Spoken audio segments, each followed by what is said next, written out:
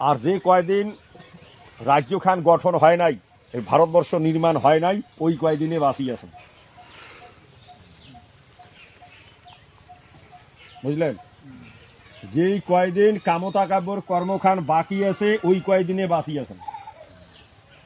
কামতা কাব্যর কর্ম হয়ে গেলে পরে তারপরে আর তোমরা পৃথিবীর কাং থাকতে পারবেন না, তোমার কাং পিটিয়ে মারবে না। কামতা কাব্যর কর্ম শেষ হলে এই পৃথিবীতে তখন তোমার কাছে বোঝা তৈরি হবে। বুঝছেন কি কথাটা? নাই বলেন, বলেন নাই না? কামতা কাব্যর কর্ম যতক্ষণ বাকি আছে ততক্ষণ তোমরা এগুলো আছেন এই পৃথিবী। কামতা কাব্য যেদিনকে মিলিয়ে দেখবেন কর্মখান শেষ, তাই এই পৃথিবীর জল হাওয়া বাতাস সেদিনকে তোমার কাছত মানে জীবনে বাঁচি থাকতে লক্ষ্য উদ্দেশ্য শেষ হয়ে যাবে।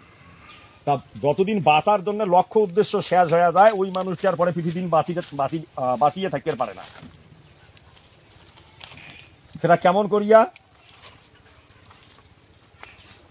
হস্তিনাপুর উদ্ধার হওয়ার পরে আবার অশ্বমেধ যজ্ঞ হয়েছে, অশ্বমেধ যজ্ঞ শেষ হয়েছে, কৃষ্ণ চলে গেল, পঞ্চপাণ্ডব চলে গেল, ওগুলা কাঙারও ছিল নাকি ঘর? তাই এই রামের ঘরের পিরিয়ডও তো এই সীতা উদ্ধার হল, অযোধ্যা ঘুরি পাইল, পরে অশ্বমেধ যজ্ঞ হল, বাসি কুচিয়া পাপি তাপি যত আছে মারা শেষ হয়ে গেল, তারপরে কর্ম নাই, তা রামের ঘরও পরে দেহ ত্যাগ করলে, কোনো না কোনো বাহানা নেই না। তা সেই না খান কামতা কাব্যর কর্ম শেষ হয়ে যাবে, এটি কোনো আমার যেটা লক্ষ্য উদ্দেশ্য শেষ হয়ে যাবে। লক্ষ্য উদ্দেশ্য শেষ হলে এই পৃথিবীর আমরা আর থাকতে পাবো না, পৃথিবীর আমার আর কোনো কাম নাই। তা যেই কয়দিন কর্ম আছে এই কয়দিনে আমরা আছি।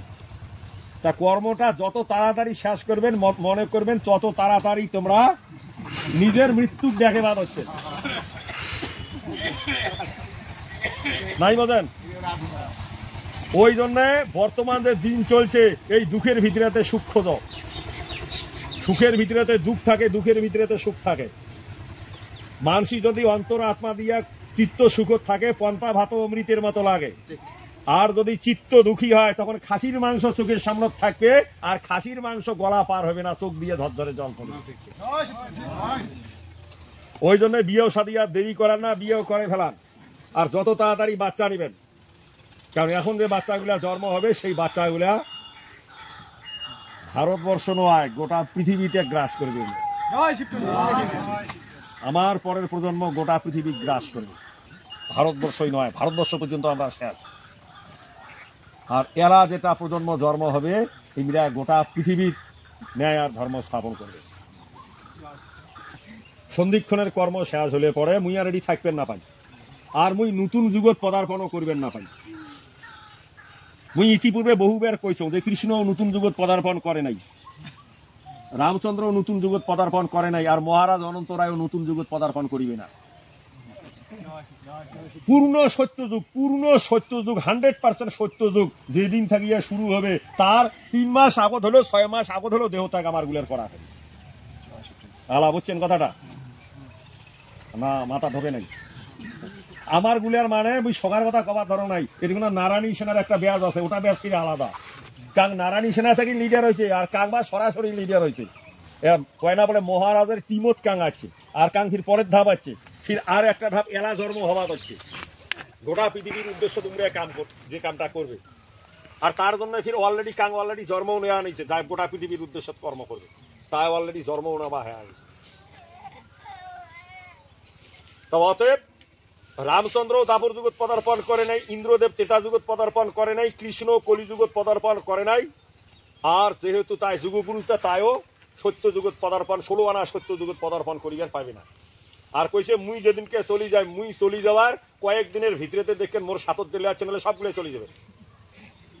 তোমার আর তখন এই পৃথিবীটা তোমার আর ইন্টারেস্ট থাকবে না, মানে পৃথিবীর বাসি থেকে আর তোমার আর ইন্টারেস্ট থাকবে না। তখন খালি ভাবনা এটাই আসবে যে এখন মুই মোর শরীর ত্যাগ করি চলে যাব। তা কারো ভিতরে খুব অত্যাধিক লোভ লালসা হয়তো থাকিবে আর পায়, তা যার ভিতরে বেশি লোভ লালসা আছে ফির ছাড়িয়েও চলে যাওয়া লাগে, তা তাড়াহুড়া করে চলে আসবেন, আসি এই মাটি আরো উপভোক্তা হবেন। আবার কারো কারো আর ইচ্ছা নাই, কারো কারো ইচ্ছা আছে আবার সত্য যুগের সন্ধিক্ষণতে পুনরায় ঘুরিয়ে আসেন, তার আগদার যাতে মোর আইসা না খায়। তা কাং আসবে আবার সত্য যুগের সন্ধিক্ষণত, আর কাং মধ্যতে আসবে যার ভোগ বিলাসের এখানে রুচি বেশি আছে। এলা কথাটা বুঝছেন? তা এলা মুই বিয়া কোটে যান, তোমরা গুলে বা কোটে যান। তবে হ্যাঁ, এই মানসিকগুলোর ভিতরাত কোনো না কোনো আত্মার সাথে আরো 5-6 হাজার বছর পরে আরো পুনরায় দেখা সাক্ষাৎ হবে। সেদিন কি হয়তো কাঙ্কা চিনি বেড়ে পাবো না। না হলে এলা মানসিকগুলাকে এত অন্তরঙ্গ কেন মনে হয়? মোর বাড়ি একটে, তোমার বাড়ি একটে, অথচ মানসিকগুলো একবার 2 বার করি দেখা, অথচ মনে হয় মানসিকগুলা খুব অন্তরের আপনজন। কি হয় না? না হয়? এটা হওয়ার পিছনের কারণ কি? অতীতের পরিচয় আছে, বর্তমানের বাহ্যিক পরিচয়টা আমরা জানি না। আর মহারাজ কাকু একবার দেখিয়ে কথা যদি কইছে 5 বছর পরে কয়, কিরে আছে কেমন আছে, কি চেনে না? না চেনে? হ্যাঁ, তোমরা চিনিবার পানামন করি। তা ওই জন্য বর্তমানে গণতন্ত্র, এই মিথ্যাচার তন্ত্র, প্রধানমন্ত্রী ভাল মানুষ হওয়ার পাবা না, মিথ্যে কথা কওয়াই খেবে, রাষ্ট্রপতি মিথ্যে কথা কওয়াই খেবে, মুখ্যমন্ত্রী মিথ্যে কথা কওয়াই খেবে, এমএলএ এমপি প্রধান পঞ্চায়েত হবার গেলেও ছলনা করা খাবে, মিথ্যে কথা কওয়া খাবে। কারণ গণতন্ত্রের আইডিওলজি এইটা অধর্ম করা, মিথ্যে কথা কওয়া, কুকর্ম করা এলে শিখায়। দেশের প্রধানমন্ত্রী মিথ্যে কথা কবে, তা আমজনতা করতে দিয়ে দেখাবি। দেশের প্রধানমন্ত্রী কায় কাক লাথি মারি দিয়ে প্রধানমন্ত্রী হয়, তাই একটা প্রধান হওয়ার জন্য কম্পিটিশন হবে না? না হবে? হবে তো। এই যে ট্রেডিশন, এই যে গণতন্ত্রের কালচার, এই কালচারও তোমরা তোমার অন্তরের 16 আনা সত্য কথা কবেন, তোমার কাজ হবে। ওই জন্য প্রয়োজনে কোনো সময় ভোট খাওয়া রাজনীতি আমারও করা হয়। তা ভোট খাওয়া রাজনীতিকে তোমার বুঝে খাবে, তোমরা আসল রাজনীতি করে কোনা খুঁজবেন। কামতা কাব্য যুগ সন্ধিক্ষণ দৈববাণী সংকেত ধ্বনি, ওটি কোনা আসল তথ্যটা পাবেন। এই কামতা কাব্য যুগ সন্ধিক্ষণ দৈববাণী সংকেত ধ্বনি, ওগুলা যতগুলা অক্ষর আছে না, অক্ষর একটা অক্ষর পর্যন্ত মিথ্যা হবে না।